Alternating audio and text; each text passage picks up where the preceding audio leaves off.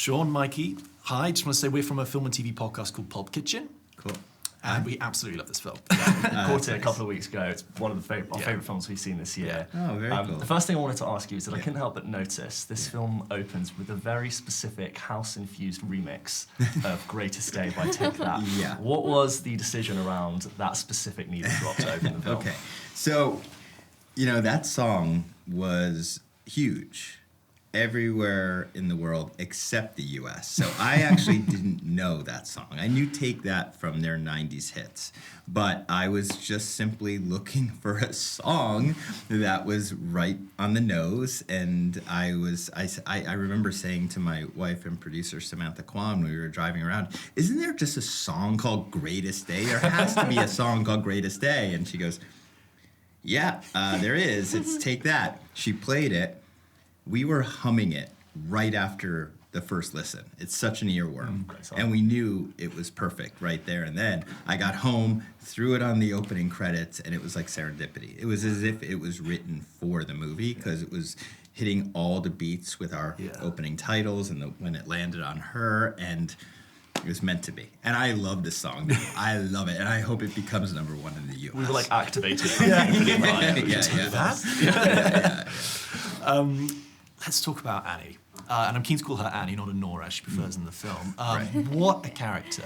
Mikey, I find and Annie is at the center of this whirlwind drama. She's got these crazy things happening around her, experiences massive highs, crashing lows.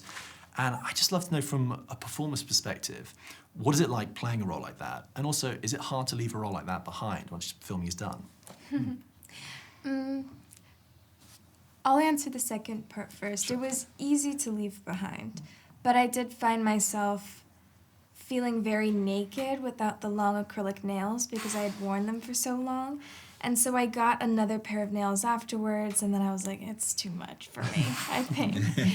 But yeah, she's a very complicated character, and I put a lot of pressure on myself to portray her in an accurate way, in a nuanced and layered way. And so I did as much preparation as I possibly could, like physically and emotionally, and just in terms of research I did. Yeah. Fantastic.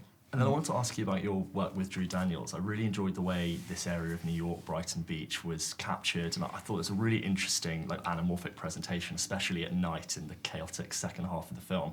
What were some of the creative decisions you had in regards to cinematography, and how were those ultimately expressed in the film? Well, we wanted to make the film look like it was shot in 1974, even though it takes place now. Because I'm just in love with the way movies look from that time, that era. And so we shot on film. We shot with vintage Lomo lenses, which are lenses from Russia. And we really leaned into a lot of the techniques used from that time. I mean, we actually flash the film where we expose it to light before running it through the camera to help bring up the luminance by a stop, just in order to shoot on the city streets without heavy lighting, because I want to use the natural lighting of the environment. Drew did an amazing job. I love working with him. We're so much on the same page. We don't even need that much communication. We know what we want. We both know what we want the film to look like. Yeah, it was those Lomo round front anamorphics. You got it. And we had a zoom, which is rare.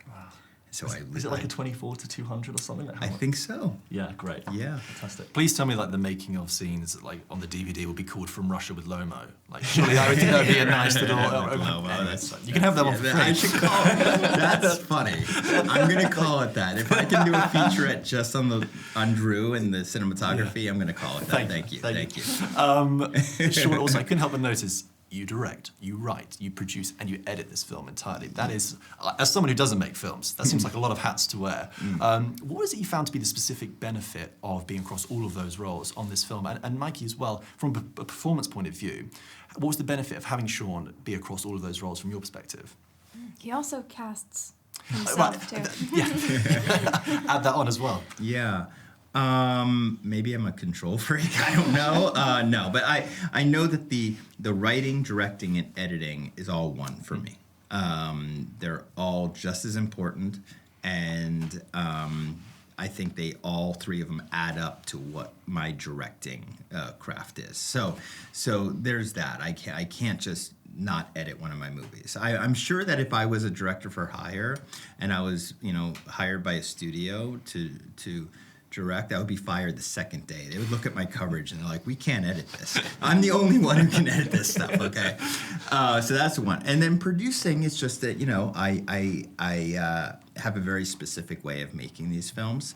They're very guerrilla, real independent. So I produce along with my wife and, Samantha Kwan, and then our other producing partner, Alex Coco. And the three of us just know how to do this sort of thing and how to, make the most of small budgets, putting the production value on the screen. How could you trust anyone else? And plus, I do have to sort of take off my producing hat and just put my creative hat on while in production. So I have to rely on Samantha and Alex for everything. And they never say no. They always, I might ask them for something impossible, and they say, okay, well, we'll figure it out, and they do. And what were some of these sort of performances and films that really inspired this film and your performance? I was sort of thinking of a Safdie Brothers Scorsese-infused chaos running throughout, but I'd love to hear from you both. What was running through your head when you were making the film? Well, Sean, before we filmed and even before I got the script for the first time, he was sending me movies to watch. And so Female Prisoner was one of them, and he sent me Lulu as well, some Depardieu films. And I would watch them and I would be like, okay, I wonder why he wants me to see this. What specifically is it about this film? And then one scene would happen, I would be like, oh, that's why. It's the energy of this character or a vibe of a certain scene that he wants me to sort of have in the back of my head. Many references. It's hard to say one. Also, I was really, interested in just what, Mikey would bring to Annie, and I wanted like a wholly original character there. And I haven't really, we've seen a lot of like, young, perhaps scrappy characters who are independent, but I don't know if I've seen like a young Russian and Russian American with that Brooklyn accent and that New York attitude.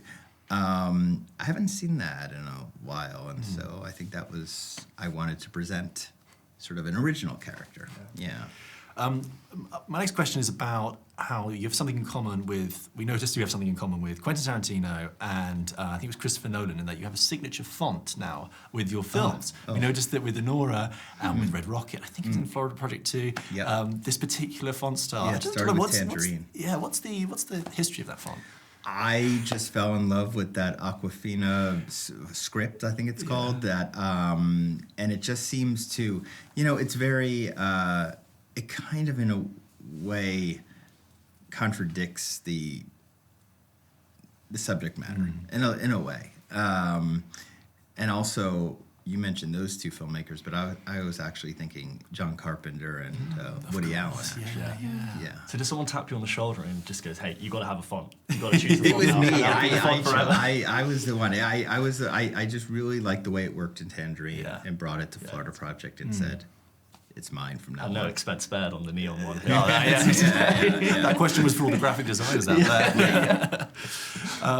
I think also I'd like to ask that it's funny, we saw the film and then we're seeing it trailed when we go to the cinema now afterwards in the trailers, and there's this line in the trailer that says, it's a quote from a journalist put on there that says, it makes Pretty Woman look like a Disney movie. Yes.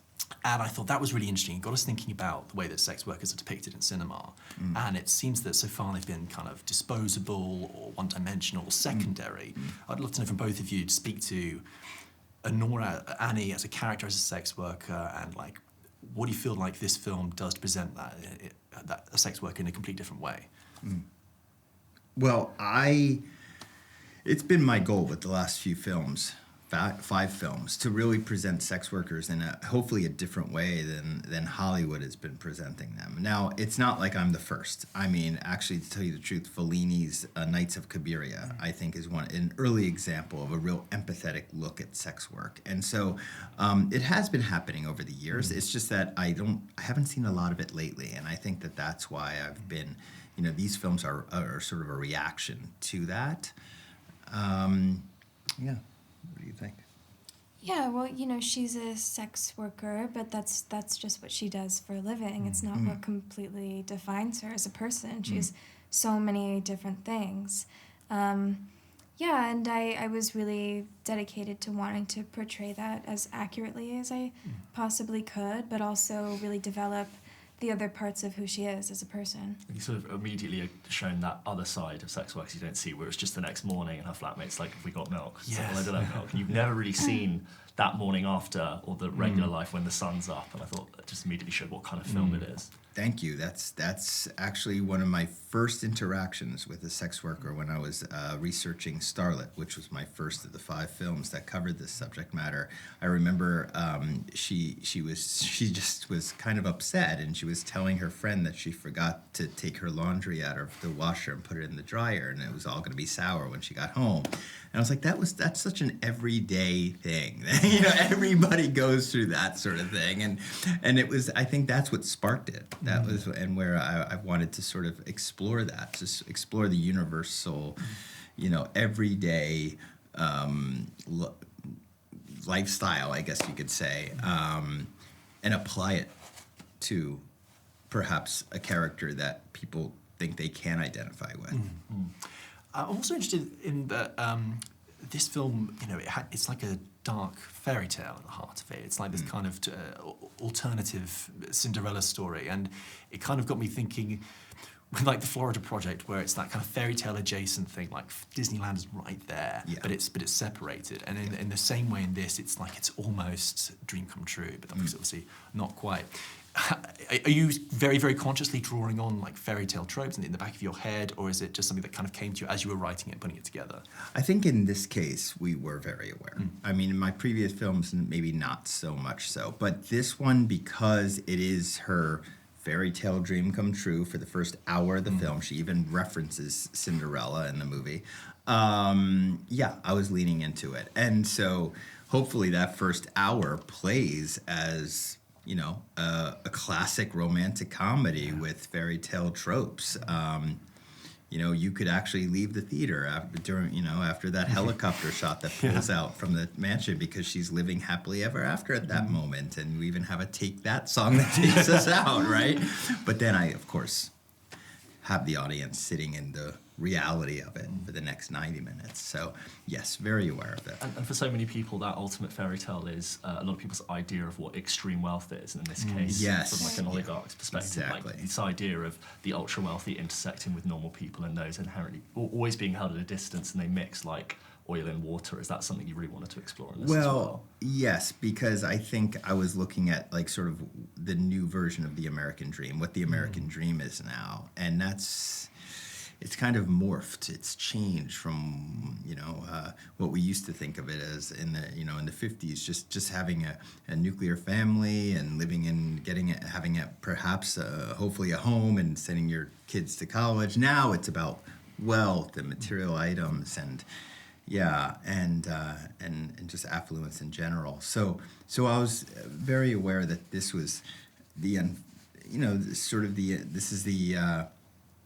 the present day dream come true. And then just before we run out of time, I wanted to ask you, one of my favourite scenes in the film is that 25-minute long scene in the middle when it all just starts to seem to go wrong. What was it like to try and get that scene shot? And I know it probably took you a couple of weeks to make. What is that scene like? Because it's ultimately the turning point. We scheduled for 6 days. It took 8. We just had to, make sure there were no continuity errors, that the flow was correct. Drew Daniels, my cinematographer, had to deal with slight weather changes over those 8 days because, we have all of that glass looking out into the water. So it's hard to hide weather changes. But I think it was just my cast and crew, everybody being on the same page and really, really dedicated to like making this thing work. We really didn't want to break real time. It was very important for the audience to really be in that moment with Annie, in that very scary predicament with her. And Michael, you must have been exhausted by the end of it, given the screaming and being thrown around. Like, how were you after 6 or 8 days? I mean, after every single day, I would go home completely exhausted, covered in bruises. But Here we go. But at the same time, I would still jump out of bed the next morning, excited to go back and finish filming because it was so much fun. I knew at the end of the day, when I was exhausted, that it was good. It was a good thing because I was putting all of my energy, everything that I had, into this sequence, which was really important to the story. And just before we wrap up, I just want to say, without talking about the content of it, because obviously we don't want to spoil the film, but the ending of this film really stayed with us. And it's funny, we talked about the way the film opens with The Greatest Day and the kind of sort of abrupt landing that this film concludes on. I felt was really powerful. And I suppose that's to conclude our questions today, but saying thank you for such an interesting ending that really stayed with us. And that means a lot because going into it, I always consider the ending the most important part. It's what the audience is going to be sitting with and talking about right after they leave the theater. And there was a lot going on behind the scenes, a lot of technical stuff with the snow and with the camera moves, but also with, these very important emotional cues that the actors are hitting. And then, of course, well, I don't actually want to say anymore because that might go into spoiler territory. But thank you for recognizing Thank you both for a wonderful film. We really enjoyed it. Thank you so much. Thanks so much. Cheers, guys. Thank you. Yeah. Thank you, guys. Thank you very much. Bye-bye.